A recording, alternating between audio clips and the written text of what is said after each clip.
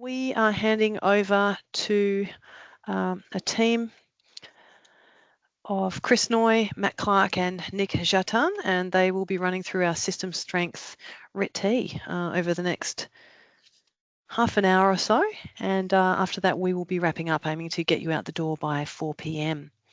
Over to you in the room at Maria Street. Thanks, Liz. Hi everyone, Chris Noy, leader of regulation team here. I'll just give a quick introduction to this session and the system strength regulatory investment test for transmission. Before handing over to Nick to talk about system strength and what it is and how we've forecast our system strength needs in Tasmania. And then Matt Clark, the leader of large regulated investment, will talk about the economic analysis that we undertook to compare options to meet our needs. Some of you online may have been with us in September last year, I think it was, where we held a first system strength session, which ran through what system strength is and the changes to the system strength framework that have been made in the national electricity market. Just a quick recap. What system strength is currently managed on a shortfall basis. So if we have a system strength shortfall on our network, we're required to fix that essentially and do it in real time or as close to real time, and the situation in Tasmania works quite well. With the changes that are happening across the NEM, the national electricity rules were changed a couple of years ago now, that now requires system strength service providers, which is TasNetworks in Tasmania, to meet a forecast level of system strength. So we've got to assume changes on the network using forecast provided to us by the Australian Energy Market Operator, and that changes the nature of how we need to plan and manage system strength on the network. So the regulatory investment test we're undertaking to make sure that we're identifying the most efficient option to meet our system strength obligations. This session, hopefully by the end of that half an hour's time, you'll come away with a practical understanding of system strength, the process that we're undertaking to identify the solution in Tasmania to meet system strength needs in the future, and the methodology applied by us to identify that preferred option. As I've touched on, we're going to cover on system strength and what is it and why does it matter, which is a bit of a recap from last year, but always worthwhile doing. What we need to plan for in Tasmania and how we've calculated that. Before we go into the economic assessment approach, the outcomes of that approach, and then the next steps and what we're planning to do next. So with that in mind, might hand over to Nick, and I think we're all happy to take questions as we go through it, or we can wait to the end. So over to you, Nick. Thanks, Chris. Yeah, so Nick Jatan, leader Network Operations Planning. Yeah, so what is system strength? Basically, it's a general term that really talks to the resilience of the power system at certain areas or certain nodes or substations. The technical issues that we're concerned around here is the ability to inject fault current during a fault. That's a critical feature that synchronous generation provides to enable us to manage faults. And I guess the key metric in operational time frame is what's called the stable voltage waveform. But again, happy to talk further on that if there's any questions.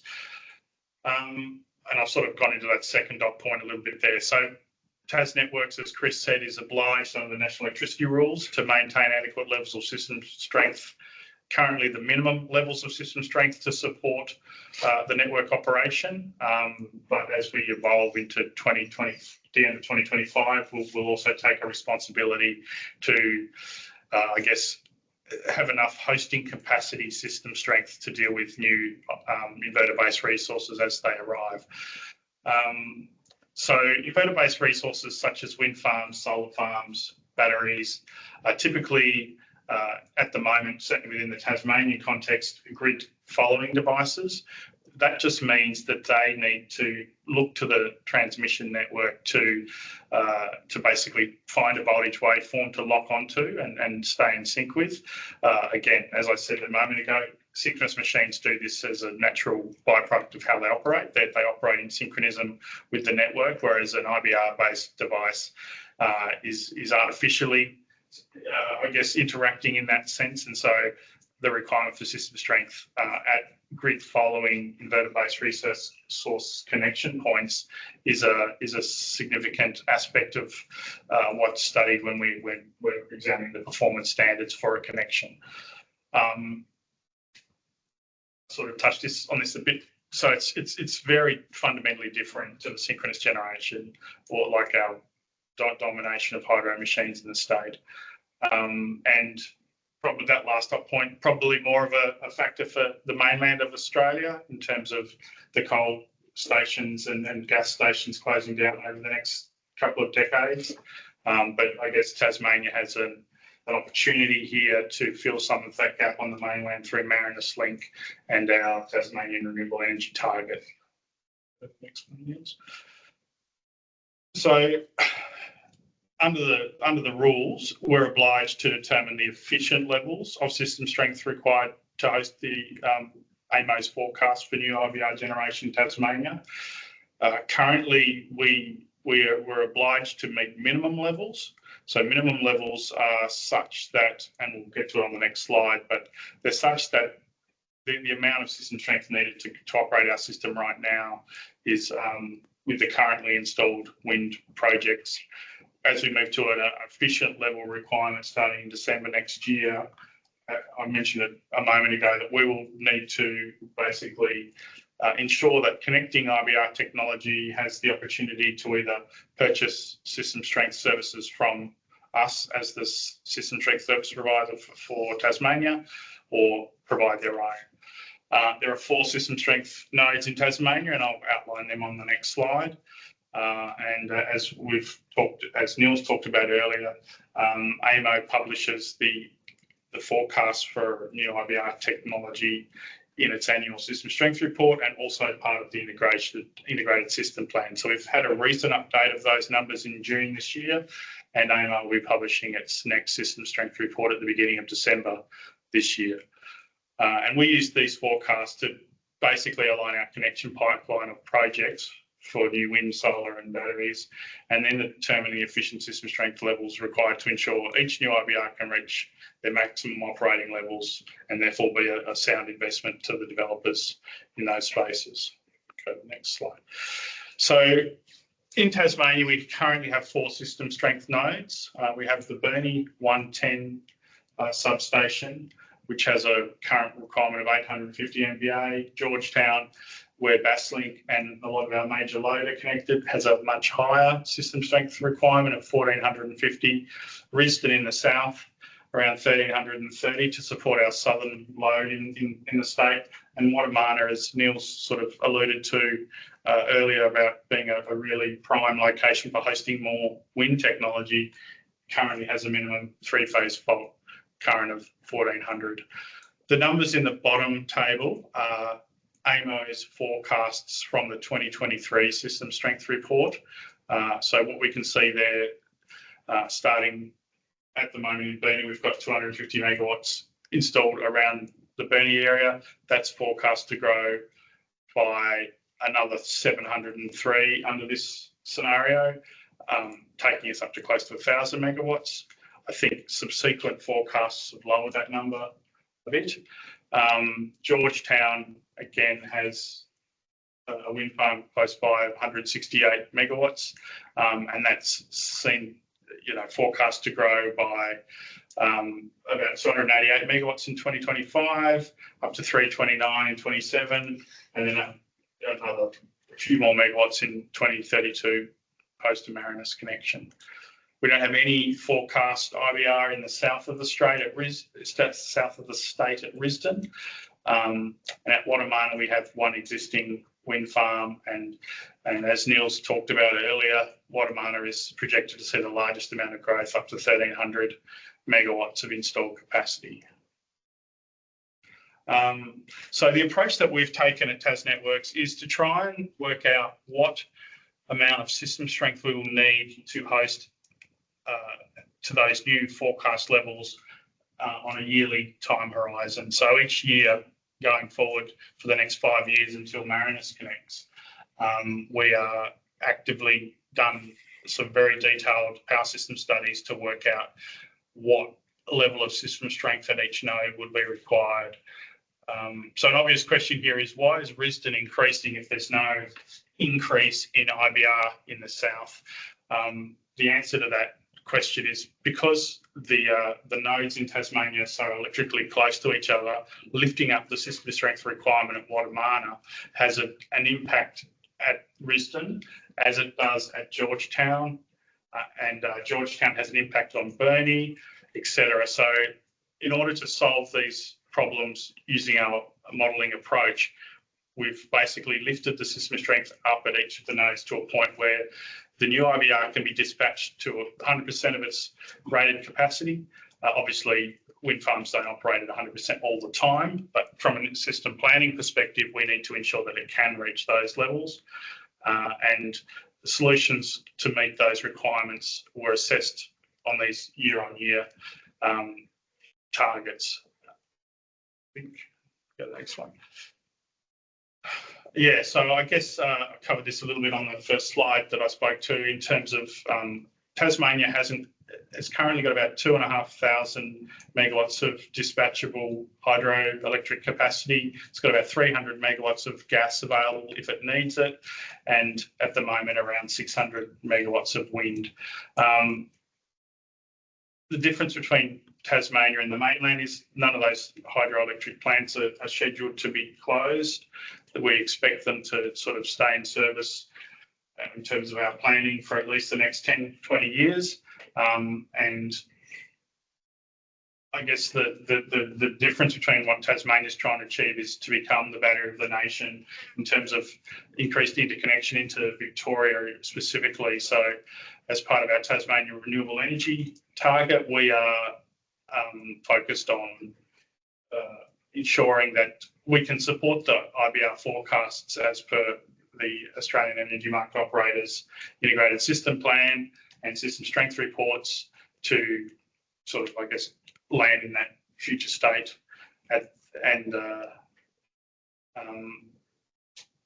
yeah, that last point is, whilst we have sufficient synchronous generation in the state to provide a level of system strength, it might not always be available in the future. So we need to look at, so the purpose of this RIT-T was really to prove that, to determine how much we needed up until Marinus started, or until Marinus is connected, and then work out what gaps we would have in meeting that efficient level of requirement. Over to my colleague, Matt. Yeah, thanks, Nick. So I'll talk about the assessment methodology that we applied of the RIT-T process, so the RIT-T framework, and then discuss how we applied it to the various options that we considered to identify the preferred option. Firstly, on this slide, though, is overview of the process itself. So, as Chris mentioned, we commenced the process mid last year with the project specification consultation report, which is where we sort of flagged the need and a couple of potential options that we thought could address the need. And also as part of that to call out for non-network solutions through an expression of interest, which was open to a sort of 12-week period. And what we've done for the last sort of 12 months is develop the project assessment draft report, which was what was published a few weeks ago now, which was taking the responses that we got from the EOI and applying the RIT-T framework to identify the preferred option, which is what's been published in the PADR. Go to the next slide, Niels. In terms of the options that we assessed, some of these were flagged in the project specification consultation report. The first is the network option, so it'll be a TasNetworks owned and operated synchronous condenser. We also looked at contracting with owners of existing assets, so a non-network solution from existing assets, Hydro Tasmania. Contracting owners of new assets, so that would be owners of assets that are not currently operating in Tasmania, specifically a battery energy storage system provider in this case. And then we also considered a hybrid solution of non-network as well, so what a solution might look like if it was a BESS and Hydro Tasmania operating together to meet the need. In terms of the approach that we applied to identify the preferred option, there's really 3 components as flagged on the screen there that really influence the identification of the preferred option. The first is the modelling period that we looked at as part of the RIT-T. So we looked at the period to 2029. So our obligation under the rules is just a 3-year rolling average. So from the date that AEMO publishes their system strength report, we have an obligation to meet the need 3 years in advance. So our obligation for the most recent report in 24 or 23 is to 26, and that rolls 3 years. That rolls forward every year after 3 years. So we've looked at the period only to 2029, although AEMO does publish a 10-year look ahead. And the reason for only looking to 2029 is really related to those charts that Neil and Nick were talking about before. We see a very large step change in our system strength need for the IBR projection post Marinus Link connecting. So given sort of Marinus has not yet reached a final investment decision and potential uncertainties around the timing of those new connections, we've decided to look at the period to 2029. Which ensures that we're sort of a scale efficient solution, but also taking a prudent approach to the uncertainty that's currently out there in the national electricity market at the moment. The other component of the assessment approach is how credible options are considered under the RIT-T framework. So for an option to be credible, it has to address the system strength need within the required timeframes. So we needed to be able to provide system strength within the modelling period that we're looking at. It needs to be commercially feasible. So what that really means is that a prudent operator would undertake the investment. What that really means in practice is, for example, if you had 2 options that provided similar levels of benefit, you'd really only be looking at the option that was least cost. You wouldn't consider the option that was much higher cost to provide the same amount of benefit. And technically feasible means that it's able to provide system strength in this case. Probably the largest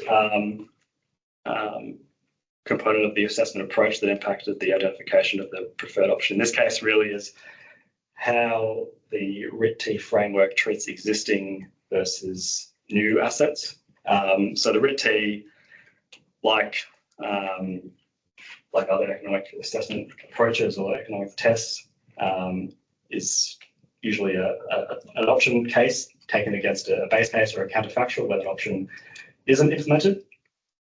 And because it's a whole of system economic test, it's not just looking at the costs associated with providing system strength. It looks at all the costs in the state of the world where you implement the option versus all the costs associated in the case where you don't implement the option.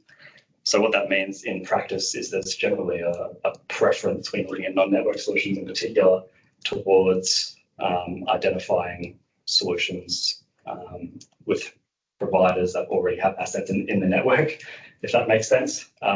So providers that already have committed or anticipated assets operating in all states of the world, not just in the option in which they're the preferred option. If that makes sense in this case, Hydro Tasmania, as an example, is already operating in the network, so the costs of their assets are essentially sunk, whereas a new entrant of a non-network provider, it would need to include the entire costs of delivering that option, the construction costs and all that kind of thing. That's the outline of the approach. If you go to the next slide, Niels. So how we applied that to the various options to determine whether or not they were credible in the assessment. The first one we looked at was a network option, as I mentioned before. So TasNetworks owned synchronous condensers. These were deemed non-credible, firstly because we expected the annualized cost of a network solution would exceed the cost of any non-network solution. In addition to that, we didn't really think that we could install, procure, commission network assets in a timely manner in the time that we would need to address the identified need. They weren't deemed commercially feasible as part of that component of whether an option was credible. They're obviously technically feasible. Synchronous condensers can provide system strength, and they have the benefit of being able to place them at specific areas of the network as well, but not deemed commercially viable in this instance. I will just touch on the last dot point as well before we go to the next slide, which is it also introduces the risk of stranded assets. So the system strength framework, the new framework that was stood up a couple of years ago, really has been set up on a build it and they will come basis, essentially. So we are required to plan and provide system strength on a forward-looking basis based on forecast connections, as Nick mentioned. So that does introduce some risk with investing in network solutions while there's still uncertainty regarding forecast requirements. If you invest in a long-lived network asset and you don't get the IBR connections, then you've just got a stranded asset, which the costs are ultimately borne by customers. So by looking at non-network solutions in the first instance, we also reduce the risk of stranded assets as well. On to the next slide, Niels. So as I mentioned, we did receive responses from a couple of best proponents looking to connect at pumps and substation and provide system strength. So in this case, looking to provide system strength largely to the Waterminer and Burnie nodes. We deemed that a standalone BESS solution would not be credible, although it's capable of providing system strength, not capable of providing sufficient system strength to meet the entirety of our system strength need. So wouldn't meet the threshold to be deemed technically feasible and therefore not credible under the RIT-T.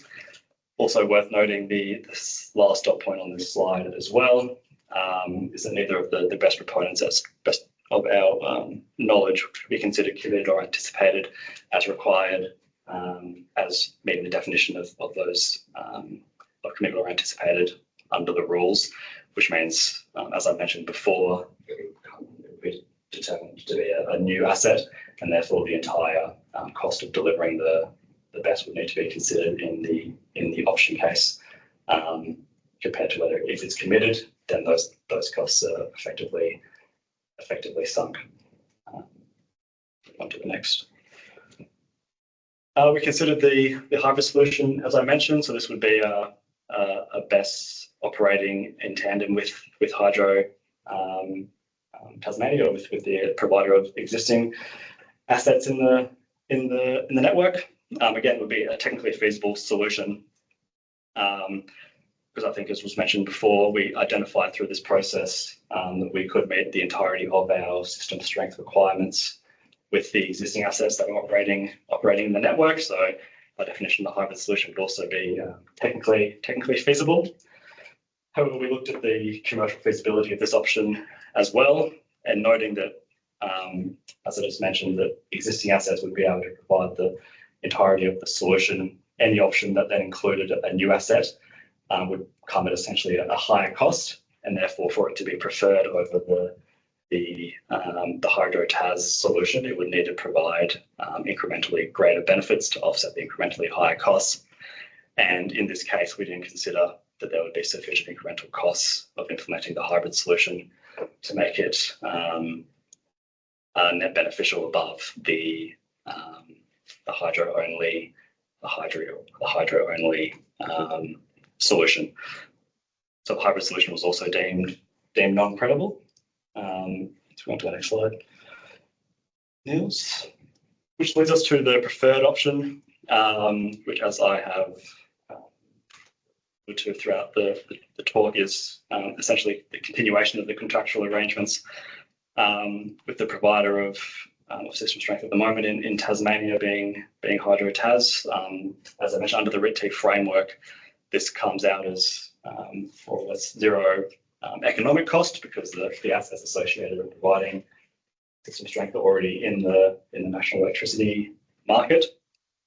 Of course, there are still costs associated with providing system strength, as there is at the moment under our shortfall obligations. These aren't strictly picked up under the RIT-T framework, though, which is why it comes out as zero economic cost. Transfers between market participants are considered wealth transfers, so a cost from TasNetworks to Hydro-Tas, or indeed another non-network service provider such as a BESS, are considered a wealth transfer. So it's basically netted off both sides of the cost benefit equation. However, that being said, that doesn't mean that system strengths provided at any cost. We are still subject to the regulatory regime, which means the costs that we incur are ultimately borne by those that pay for system strength, which we'll touch on in a minute. Do need to be efficient and prudent, so there's still checks and balances associated with our system strength solution. And we can also manage the risk of not necessarily stranded assets in the case of a non-network solution, but we can mitigate the risk of high system strength contract costs, and by having a variable cost component to any contract with a non-network service provider, which mitigates against some of the risk for system strength need being lower than forecast, because ultimately system strength is still provided on essentially in the operational time frame and as a needed approach. So by having a variable cost component, mitigate against the risk that the system strength needs are less than forecast, compared to a case where you might have a high availability component, for example, where you're paying regardless of what actually connects in practice. I think that's the end of my slides, so I might just throw to Chris, who I think will touch on how system strength is paid for under the new rules obligation, and also touch on the next steps in the RIT-T process. Thanks, Matt. And thanks, Nick and Mark. I see your question in the chat, and hopefully this slide answers it, or if not, please jump in. But this not only is our system strength planning framework changing, but also how system strength costs are allocated to customers or participants. So under the new framework, the intent is for new IPR, so new wind solar generation, it is going to be increasing the system strength requirement. The intent is for those, that new IPR that's causing the increase, to pay for it, with a cause or pays approach. That's all well and good, except as Matt and Nick have touched on, we have to plan in advance prior to any new connections actually occurring, and that means that we may incur costs to meet a certain level of system strength that doesn't eventuate. Likewise, more IBR may connect than has been anticipated. If there is a shortfall in what we recover from new IBR, then those costs that get passed through to customers. So it's important to know as well that we already do manage a system strength shortfall in Tasmania, and those costs are currently borne by customers. It's not a large cost, but it is a cost that is passed through to customers in our annual revenue allowance. So with the preferred option being the use of existing assets, if that option is confirmed in the project assessment conclusions report, and as Matt touched on, we're hopeful we'll have a significant variable cost component. We expect that the amounts that are ultimately passed through to customers will be similar to the current arrangements. That is, if new IBR doesn't connect, we won't be using more system strength, and therefore the usage is around similar to the current arrangements in Tasmania. If there is an increase, that then is paid for by that new IBR connecting under the framework. So hopefully, Mark, that answers your question. But Nick, do you want to add anything? No, I think very well put, Chris. Maybe next slide, please, Fields. So as Matt mentioned, we've only looked at the modelling period up until 2029, mainly because we thought it was a prudent approach, because there was a potential, there was a significant increase in IBR forecast post 2029 or into 2030, and with some uncertainty around that, we've capped it at 2029. What it does mean, though, is that once we get a bit more confidence in the IBR forecasts, we will need to start another RIT-T fairly quickly. Some of these other options that we may require post 2030 do have quite long lead times. So we will need to commence a RIT-T when we become another RIT-T, I should say, when we become more certain. We're thinking possibly mid next year that might start, so we don't get much of a break. You all don't get much of a break from this, but we took this approach 2029 to be the most prudent in Tasmania. This is probably one significant difference from how other regions of the national electricity market are treating system strength. They've got a longer planning period, but they've also got coal and gas retirements they've got to deal with in that longer term as well. Whereas I'm lucky that I'm in the Tasmanian system strength service provider, that we've got a little bit more flexibility because our provider of system strength is not retiring.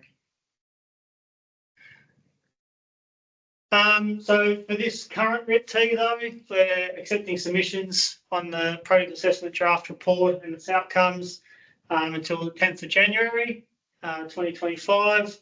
Particularly interested in stakeholder views on the methodology to identify the preferred options. Submissions can be sent to that email there. Following receipt of those submissions, we'll consider those submissions, undertake further analysis as required, and then formally respond to the submissions in the project assessment conclusions report, which we aim to publish as soon as practical after consultation ends.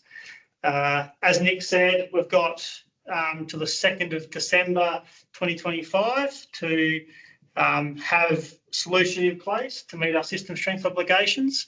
So we really want to sort of have the RIT-T finalised in the first quarter, or if not first half of next year, so we can then go about implementing the preferred option.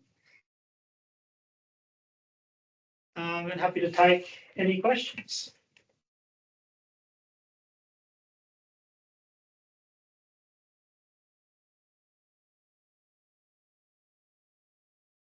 No, folks, we still have 20 or so minutes until our scheduled time is due to wrap up. So if anyone has any questions while we have the Brains Trust here in the room, now is a good time. And don't be shy.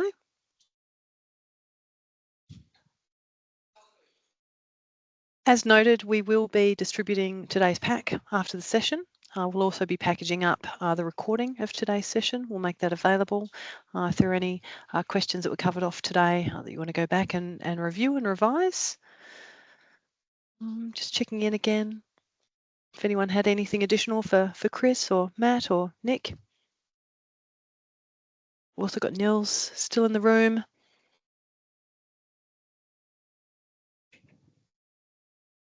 You're a very obliging crowd.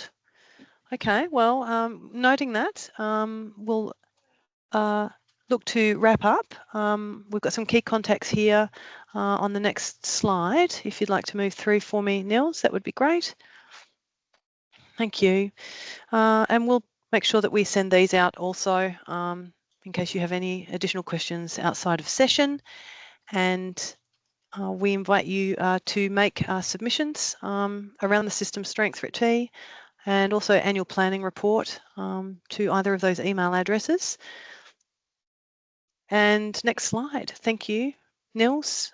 We do also, for some of you will be very familiar with this, but Talk with TasNetworks, it is our single source of truth for all our project information. And so you can go along there and you can follow individual project pages. You can register for updates and stay across the work that we are doing within the business. I invite everyone to take a look at that website, and yeah, we would like to thank you all for coming and spending the afternoon with us, and we'll share the materials in the coming week. But as I said, if you do have any questions that you think of outside of session, you're very welcome to submit them. And we thank you, and yeah, we look forward to seeing you. Everyone. Thanks, everyone. Thank you, everybody. Appreciate your time. Thank you.